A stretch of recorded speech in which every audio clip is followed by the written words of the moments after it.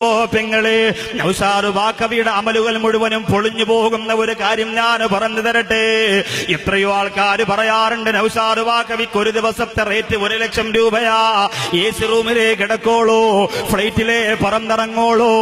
എന്തൊക്കെ അപാകതകൾ, അസൂയ മൂത്ത് ആസനം താങ്ങി ആദർശത്തെ മറന്നുകൊണ്ട് ജീവിക്കുന്ന വിവരം കെട്ടവര് പറന്നു പരത്തിയാൽ അള്ളാഹുവിന്റെ ദീൻ പറഞ്ഞിട്ട് വിലപേശിയിട്ട് കാശ് വാങ്ങാനുള്ള ഗതികേട് നിങ്ങളുടെ പരിസരവാസിയായ നൗഷാദ് ബാക്കവിക്ക് അല്ലാഹു ഇന്ന് വരെ തന്നിട്ടില്ല. പ്രിയപ്പെട്ട ചെറുപ്പക്കാരാ, പക്ഷേ ഞാൻ ഓർമ്മപ്പെടുത്തുകയാ, ഞാൻ പ്രസംഗിക്കുന്നത് അല്ലാഹ് സ്വീകരിക്കണമെന്ന നിയ്യത്ത് മനസ്സിൽ വെച്ചുകൊണ്ടാ ജുമഅക്ക് വേണ്ടി വെള്ളക്കടവ് പള്ളിയിൽ പോകുന്നത്, അതുപോലെ സ്വതക്കകൾ ചെയ്യുന്നത്, പാവപ്പെട്ടവരെ സഹായിക്കുന്നത്, ദിക്ർ ചൊല്ലുന്നത് എല്ലാം അല്ലാഹുവേ എന്റെ അമലുകൾ സ്വീകരിക്കണമെന്ന.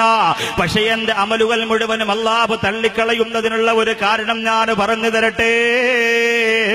ചെറിയങ്കീഴുള്ള എന്റെ വീട്ടിന്റെ അകത്ത് കഴിഞ്ഞുകൂടുന്ന എന്റെ പ്രസവിച്ച എന്റെ ഉമ്മ, എന്നെ ഓമനിച്ച എന്റെ ഉമ്മ, എനിക്ക് മുലപ്പാല് തന്ന എന്റെ ഉമ്മ, എന്നെ തോളത്ത് വെച്ചിട്ട് താരാട്ടുപാടി എന്റെ ഉമ്മ, എനിക്ക് പനി വരുമ്പോ ഉറങ്ങാൻ കഴിയാതെ തോളത്ത് വെച്ചുകൊണ്ട് ഹോസ്പിറ്റലിലേക്ക് പൊട്ടിക്കരന്ന് കൊണ്ടുപോയി എന്റെ പ്രിയപ്പെട്ട ഉമ്മ, ഞാൻ ഭക്ഷണം കഴിച്ചില്ലെങ്കിൽ ഒരു വകയും കഴിക്കാറ് എന്നെ മാറോട് ചേർത്ത് വെച്ചുകൊണ്ട് ഉറങ്ങാറ് ഉറക്കം നടിച്ച എന്റെ പ്രിയപ്പെട്ട ഉമ്മ, ഇന്നും എനിക്ക് വേണ്ടി ദുആ ചെയ്യുന്ന ഉമ്മ.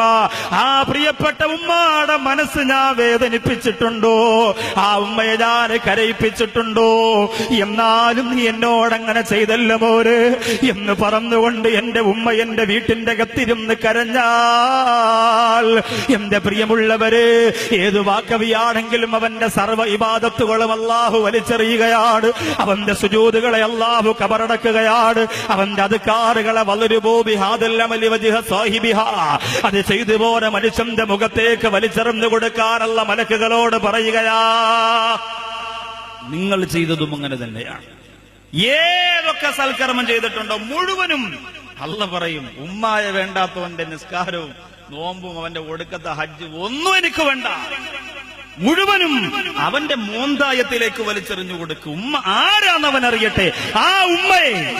ആ ഉമ്മയെ എന്റെ വേളാവൂര് മജ്‌ലിസിൽ വന്ന ചെറുപ്പക്കാരാ, എന്റെ ഉമ്മ പെങ്ങന്മാരെ നമ്മൾ തിരിച്ചറിയണം. എങ്ങനെ തിരിച്ചറിയണം?